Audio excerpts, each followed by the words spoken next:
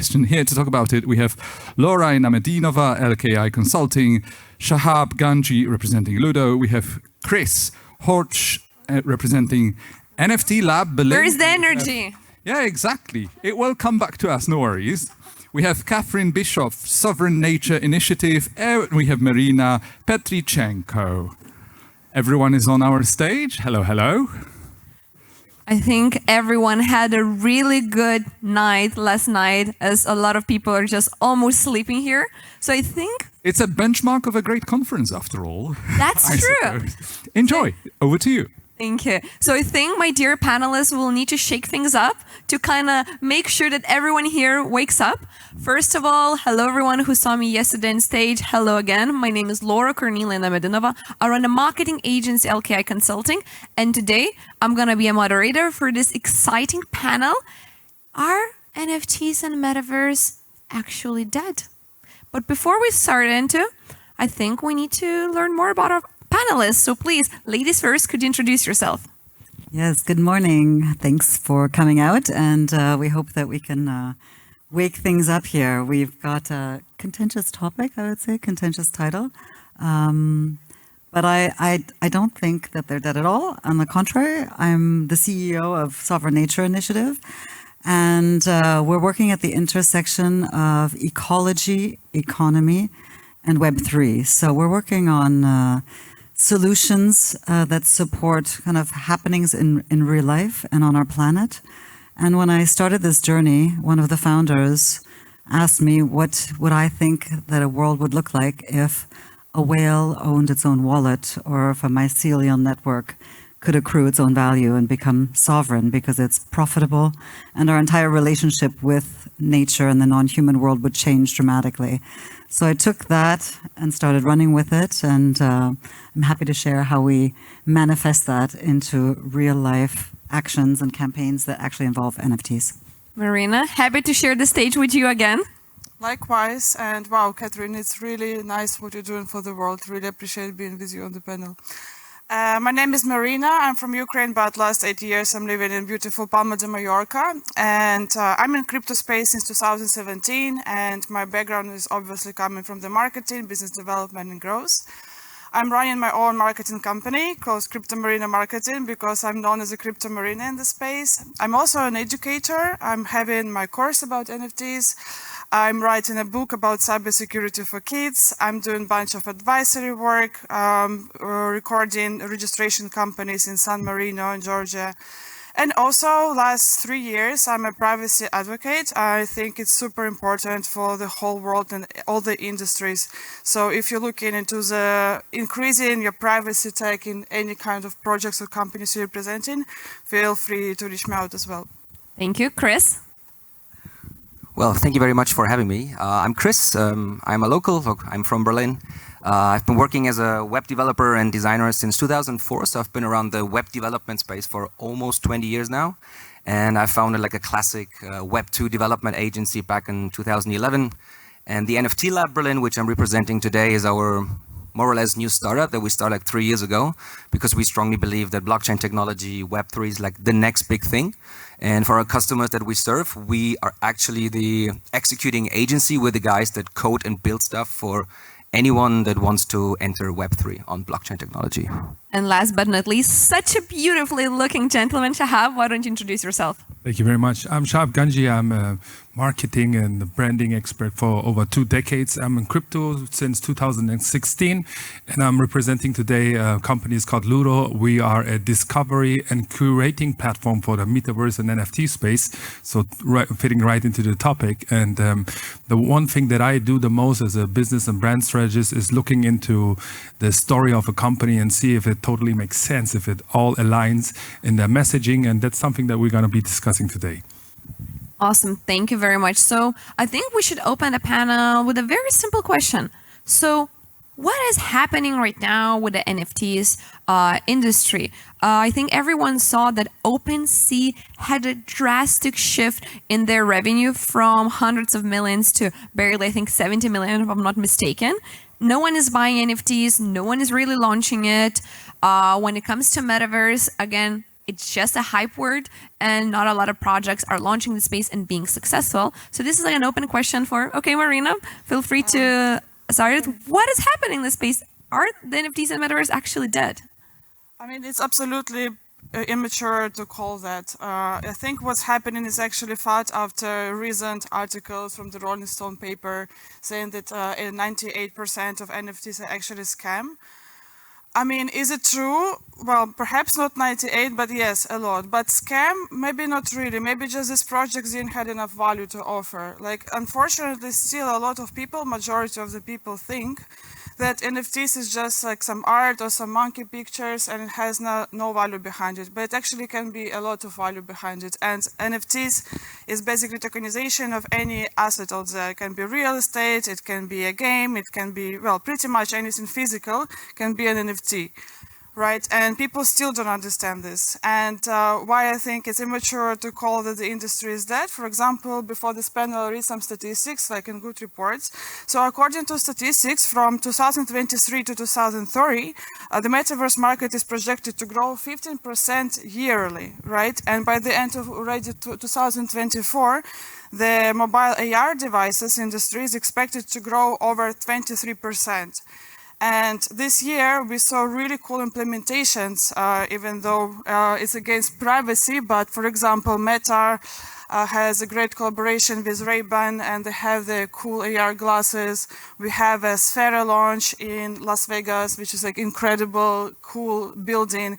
It means that the demand for people to have these immersive experiences and digital experiences is growing. And yeah, my answer is no. NFTs and Metaverse are not dead. Thank you.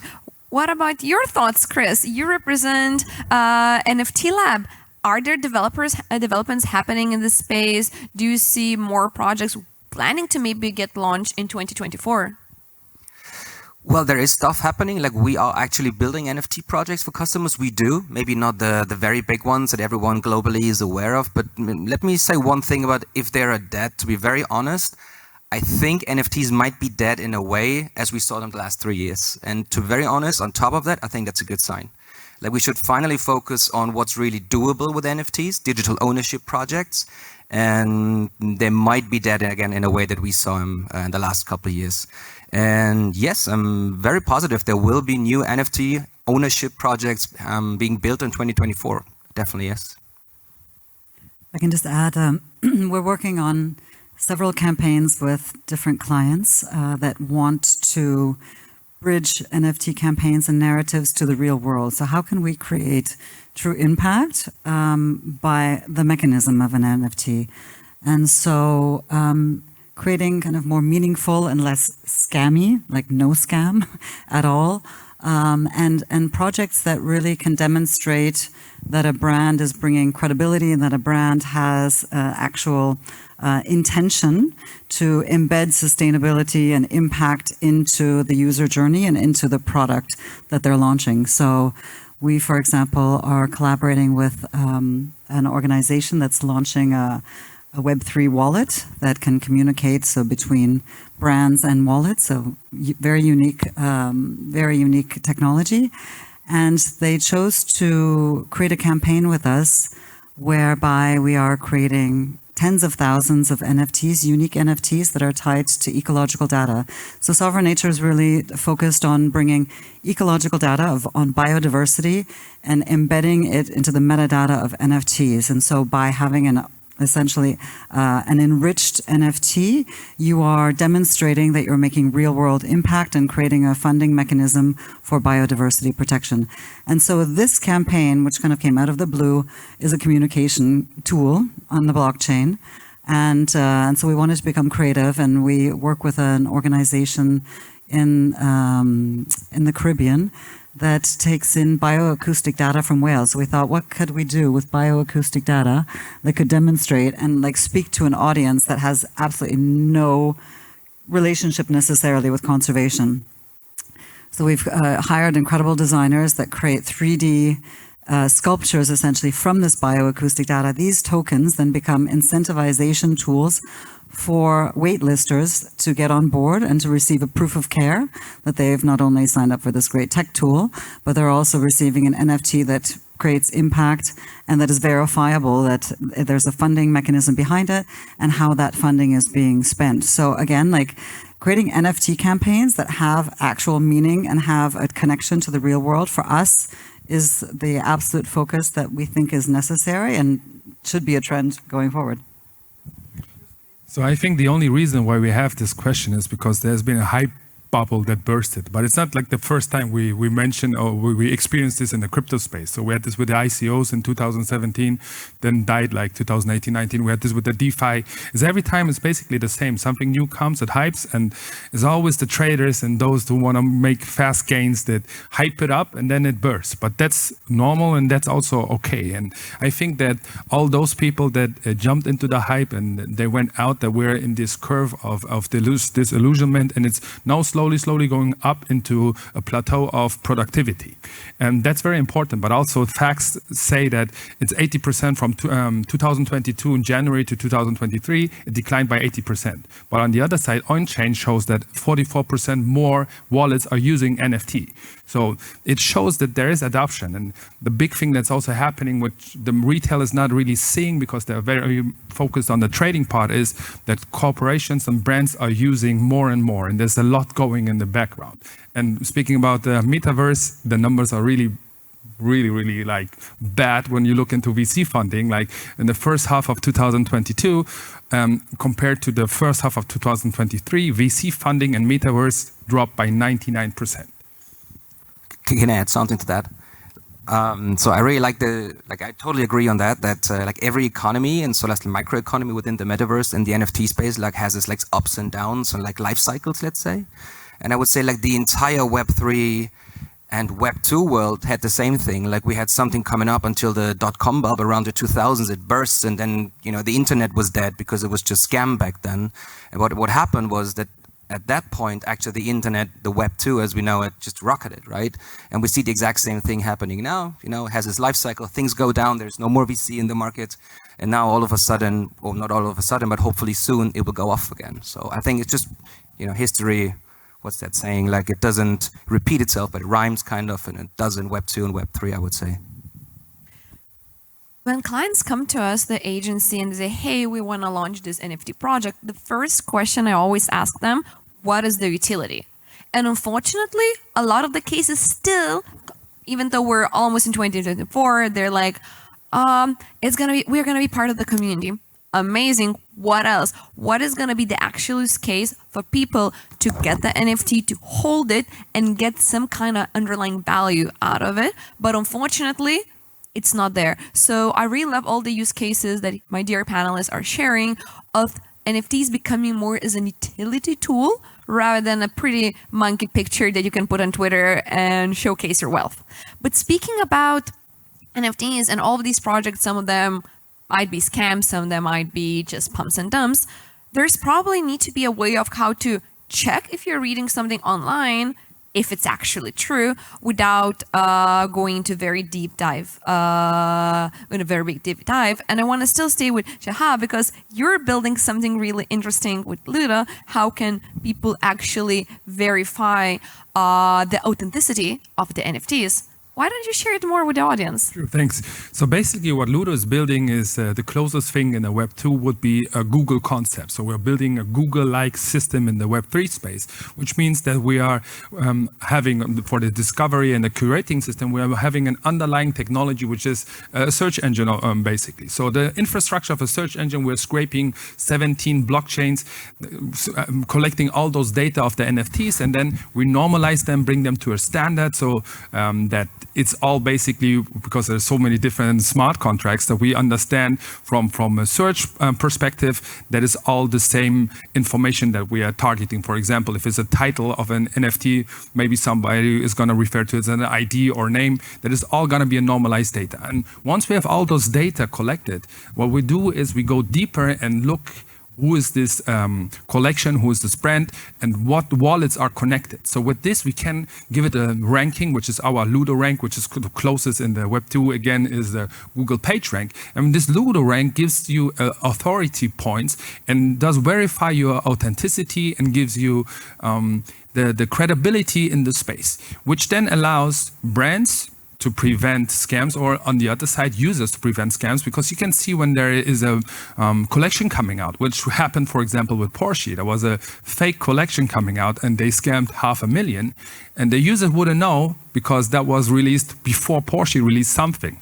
And with the Ludo rank, you'll be able to go and see the ranking, and this will show you that this is not a genuine brand, because you cannot fake those authority points. And we are building graphical user interface, but also, which is, we believe is going to be used much more, is a extension for your browser, which then helps you when you visit the not only Web3 website, but also Web2 normal websites. It will have a pop-up popping and then show you the credibility in the Ludo rank. And I think that this will make a difference when you are browsing the internet and you end up on some marketplaces or websites where they offer NFTs with utility or whatever, that you then can see the real value and the ranking behind it and the authority. And this curation will make a change. Love it.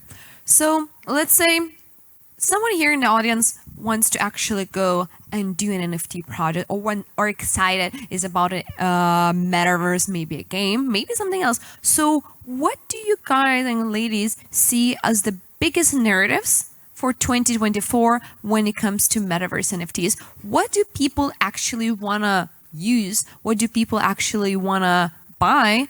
What are the narratives? Catherine, why don't we start with you? Well, I mean, obviously I'm focused on nature and nature's sovereignty and finding tools for that to successfully take place. So we believe that anything tied to real world assets are definitely going to be, I'm not even going to say a trend, but have to be a focal point for these next years. And again, NFT projects that will rise and sustain and hold their value have to be ones that are embedded with real life experiences. So I can give an example from a project that I admired that was launched this year in the art space called Human Unreadable, which was done by an artistic duo named Operator, and they received the Lumen Prize for it. And essentially it was a generative choreography piece whereby collectors that minted the pieces unleashed the next step of choreography. And the first 100 collectibles minted actually released a live performance. So again, using this bridge between virtual and real world, and bridging that, I think is going to be really impactful and continues to be impactful as we find new ways to keep our, not only collectors, but our communities engaged. And we want to do the same thing again. So embedding real world assets, biodiversity into NFTs is key. And we want to focus on games, for example. I mean, the gaming community is a hugely expanding one, and Web3 games will continue to improve and move to AAA status.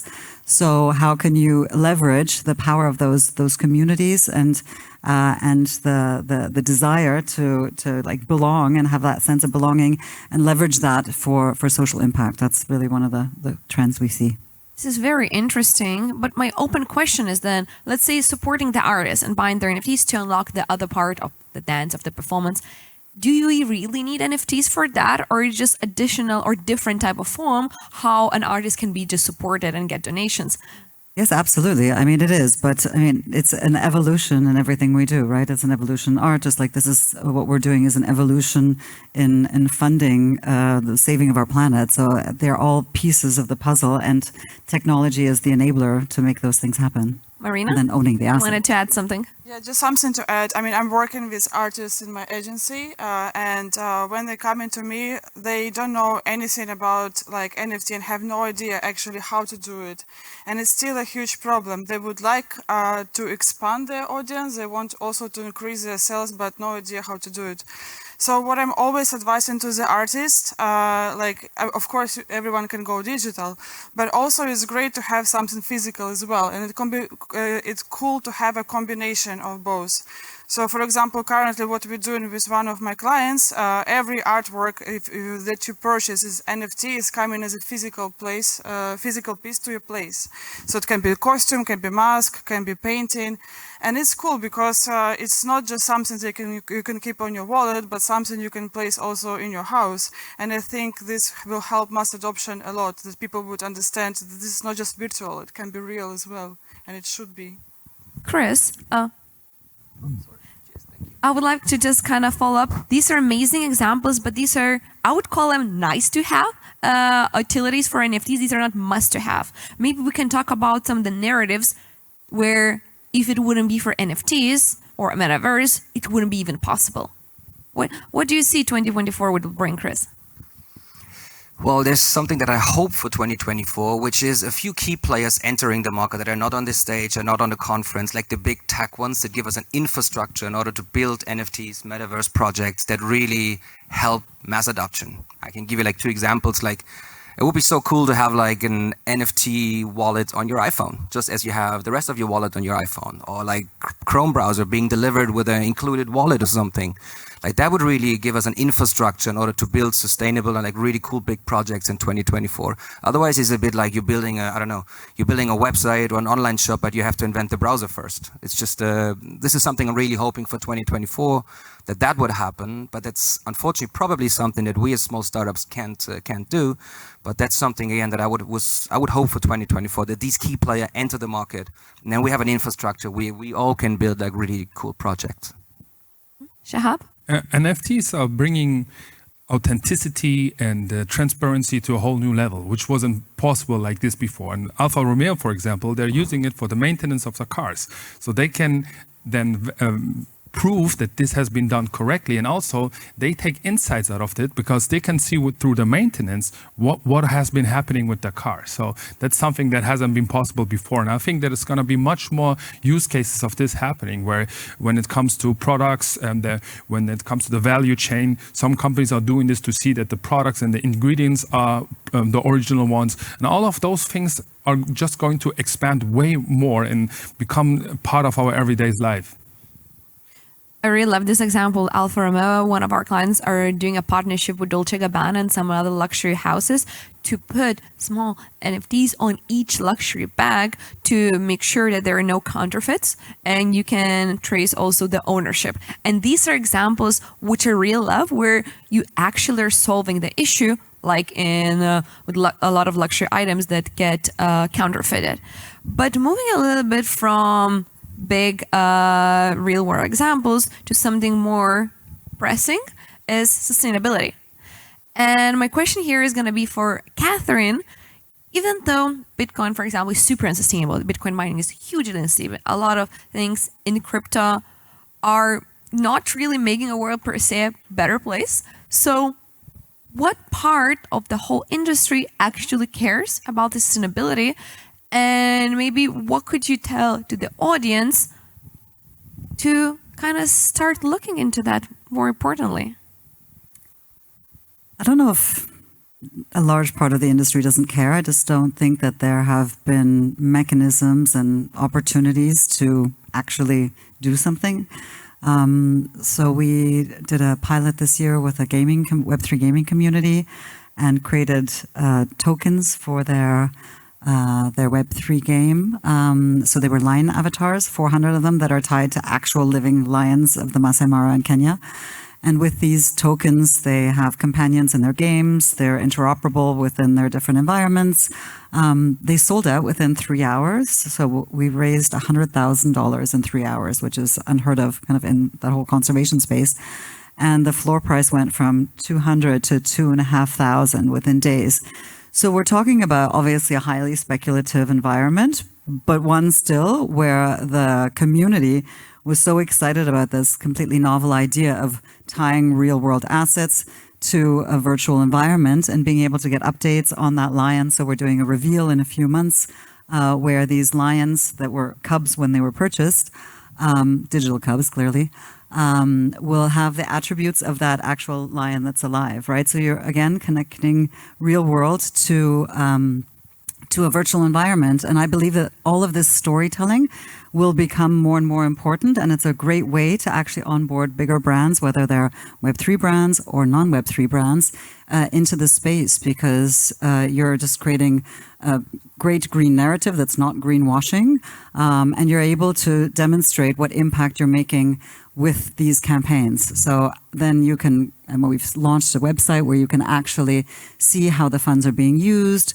what animals these NFTs are directly tied to. So I do think that sustainability will play an increasing role. There are some blockchains that are fully green. And then, of course, there's the negative reputation around Bitcoin and proof of work, and a negative press around there too that loves to bring up the climate topic. So I think we should endorse and support and find lots of new use cases through initiatives like ours and others out there, so we can change that negative narrative. Just, I saw one meme which I think would be relevant to this. They say Bitcoin is a waste of energy, and then there is an image of the Christmas lights, insane Christmas lights all over the place, all over the world. So what is actually real waste of energy over here? I love this question. Okay, so moving forward, let's say fast forward 5 years, NFTs are back. They're all based on utility, maybe real world assets, maybe something to bring scalability and make it more attractive for everyday users.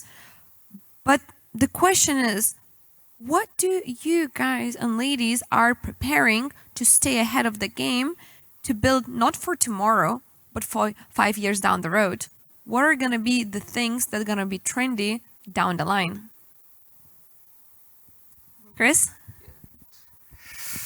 To be honest, I think we're already a bit too fast already, to be very honest. Like, we're all building, I mean, we're all probably like crypto experts here and blockchain experts, but the growth, the way I see it, is outside of the bubble that we're inside here. It's outside of this building, and we're already moving pretty fast. Like, you can hear in every single keynote that the crypto space is changing so fast, is moving so fast. So what we're building at the moment for most of our customers, and like, I don't know, what I would advise maybe is like try to focus, or we should rather focus on the little use cases, because that is already super complex for the not crypto native people. So I know it might sound weird, but like maybe slowing down a bit might even, I don't know, speed up the process at the end of the day, because we can onboard more people into the space and then make the space grow. If that makes any sense. I don't think we're going to slow down. I think I don't think so either, but it's only going to accelerate more. I think in the next 5 years, what will happen is more mass adoption. That's inevitable. And statistics show that more than 50% are skeptical about emerging technologies anyways, you know, and 47% are in the US, men are distrusting Metaverse, and then 60% are women, okay? And I think that these numbers will over time slowly decrease by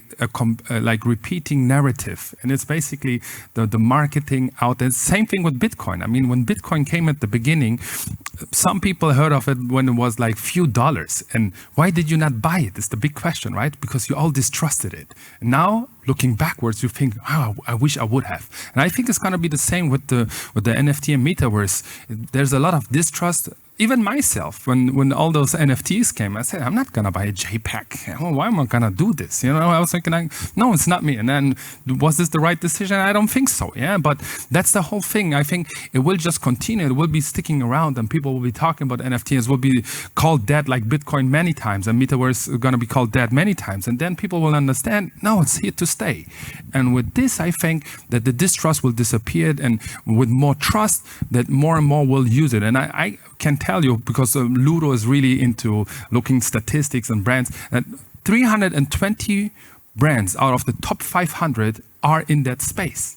They're all in the NFT and Metaverse space. So there's a lot happening, and they're all utilizing this. It's just like retail is not really aware of this. And I think that the awareness of the retail, that is the one thing that will change, that they will understand, wow, big companies are using this. It's just like myself just looking into the trading part. Yeah, I would just say that AR, VR experiences will become like a norm, and having NFT is a part of your business model as well, and it's already like the mass adoption increase so incredible just in a few years like this. Before nobody knew what is it, and now you go to a random gallery in Barcelona and you put your phone on the painting and you see the whole moving story around it. This is incredible. This is very cool. But the task and the challenge here is just make it simple for people, make it extremely simple to use, improve the user experience, improve the scalability, provide privacy again for your customers. And I mean, it's going to be just a normal thing to have, like we have in our phones now, but just in a different way. So speaking about launching projects, Chris, what have been some really successful cases that the audience can learn of recent NFT launches that you can share?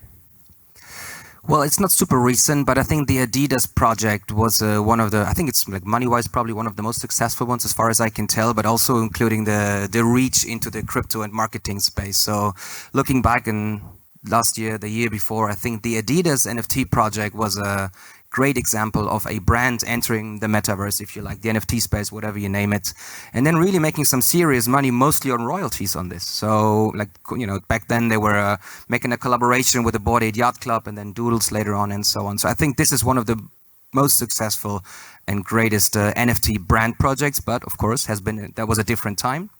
But yeah, I think the Adidas project is one of my absolute favorite ones. Catherine, any other exciting projects in sustainability space, like the one with the lions, that were super successful and maybe someone can take inspiration from? Well, I personally love the lions because the lions are ever evolving. I think tapping into like the dynamicity of NFTs and being able to update is also something that we should be looking at. I mean, when we get updates from our partners, we can update the metadata, you can burn NFTs, release new NFTs depending on the type of platform and partner you're working with. As I mentioned before, Human Unreadable for me was like a absolute showstopper on art blocks this year. Not only generated a boatload of money, but again had this incredible bridge between virtual and real world. So projects like that are the ones that really excite me, aside from sustainability. Okay. Shahab, what was your most exciting launch recently that people can take inspirations from?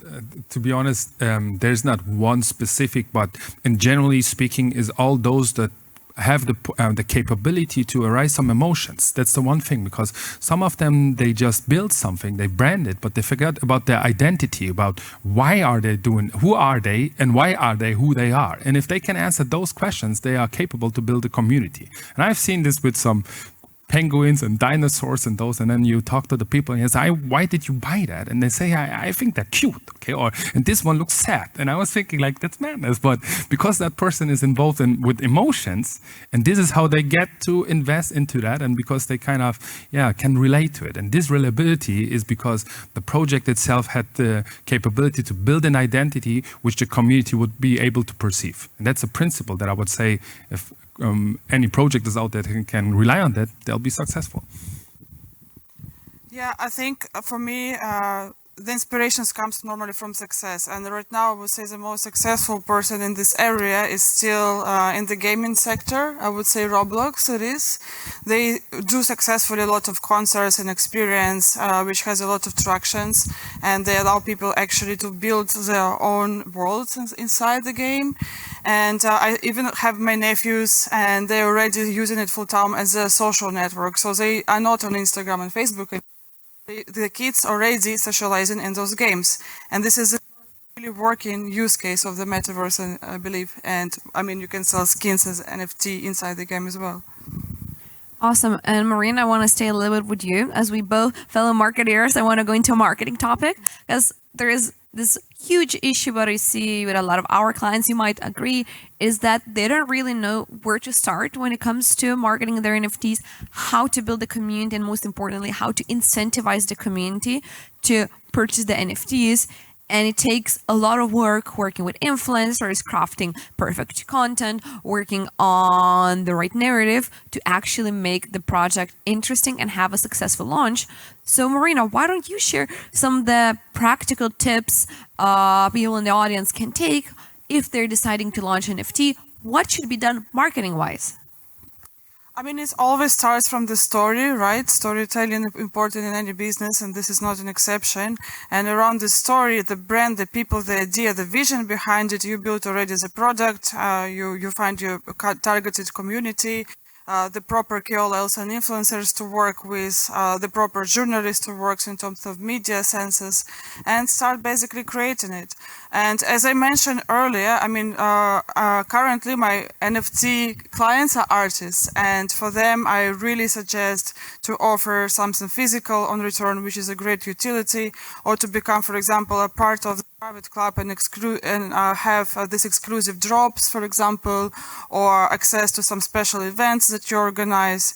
It all, of course, depends on your budget and resources. If you have resources, you have also be focused on finding those marketing partnerships, collaboration with big brands, and so on. Of course, it's obvious. But if you're low budget, so you have to be focused on really high quality, engaging content creation and providing a real value and giving something back to your community and your early supporters. Shahab, as a fellow CMO, what do you see the best marketing tactics for launching an NFT or a Metaverse project? It comes to the same. It's about the storytelling, is about the identity, is about building a community. And building a community is something that takes time. And a lot of projects, they rush it. And that's the one thing. Building a brand takes time. And that is something that you have to understand. And if you do it only for the money, there will be a problem, because eventually your energies will dry out and your money, your funds will dry out. But if you really believe in the project that you're building and you know why you're doing it, and there's an intrinsic motivation, then you will get people hooked on your idea and people will follow the movement that you're creating. And I don't see this often enough, to be honest. There's a lot of people in this space that do something, are very technical or very nerdy in their approach, but they also forget about telling their story to others before they even start, to see how people resonate with it. It's just like they're in their own matrix, in their own world creating this. But if you really believe in what you're doing and it's something that you believe, I think it starts from there. Then you can slowly get people hooked on your idea, why you're doing, and your conviction. That will create a community. And from there on, the marketing kind of goes by itself. Is when you have to do hardcore marketing, then there's already a problem with the product itself, or the story, or the NFT, or whatever you do. Awesome. Catherine, you work with projects that are, a lot of them, more philanthropical in nature and probably not have huge budgets.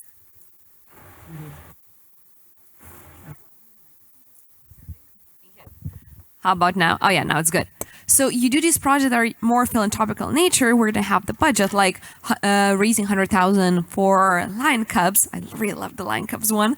What do you do marketing-wise? How do you reach that community without the big budget? So the brands that we work with, they bring their community, right? So we can't be in charge of building all these different communities because we're a small yet mighty team. And I think, just to add on to what was said before, it's not only about building the community, it's about retaining the community, maintaining the community. And I think that's one of the biggest challenges also going to be for brands, is that they're not used to that two-way participatory communication. So you have to be able to engage on an incessant level to keep the interest for your immersive environment. But for us, again, we work with companies that come in and they see the advantage of supporting biodiversity restoration, and so they come with a specific budget, and they understand that that budget is being put to good use. That's the whole point of why we're using Web3 technology, and that by having this mechanism of being able to input your asset ID and see exactly what those funds are used for, and what impact that those funds are making, you are already creating a dialogue with the community, and you're empowering your community to have true ownership of that asset, because they understand that they are creating value for these animals that are on the other side of the globe. Chris, speaking about money, so how much does it cost to launch an NFT project? That's very much depending on the project. Roughly. No, I can't really give you a number. It's again, seriously, it's very much depending on the complexity of the project. One thing that is, I wouldn't say for free, but something you guys were mentioning marketing-wise, all of you guys, community, which I would totally sign. If you want to be successful in Web3, you must have a crypto community somehow. And if you don't have one, if you look back in all these successful or not so successful projects, thank you, they were mostly successful when they were partnering with a community, and that's exactly what we do. So if we build a project for a brand, we give them our own NFT community as well. Like we're actually running the biggest PFP-related, Ethereum-related NFT community in Berlin, I would say, called Avatars. And they have a certain amount of buying power. They have a reach into the crypto space as well. So this is what we give our customers after we build the project on top. So we can build it and there's a marketing. And that would be for free, by the way. Awesome. So I love this piece of advice, having Web3 community. As we have last minute, very quickly, one sentence, Shahab, what is your advice for anyone launching an NFT project? Do your research. That's the one thing. I would say just check out the space before you do something, because maybe something is existing, and also collaboration is a very good thing. So when you look into DeFi, they all have these modular principles, and I think that's something that will work out really good in NFT space as well, that you collaborate with others and look how you can fit perfectly into the ecosystem and create additional value. Thank you, Marina. One sentence, because we have 30 seconds and we see the MC already breathing down our necks. You just put your community first, be user-centric, provide value, and treat your community like the most important thing in your life. Catherine? Do it for the right reasons and try to make an impact. And I would say my advice would be collaborate with people, connect with everyone, come to events like that and just network. And with this, I would like to have a very big round of applause for our amazing panelists. Thank you, everyone. Thank you very much to our panelists. Thank you, Laura, for chairing the discussion.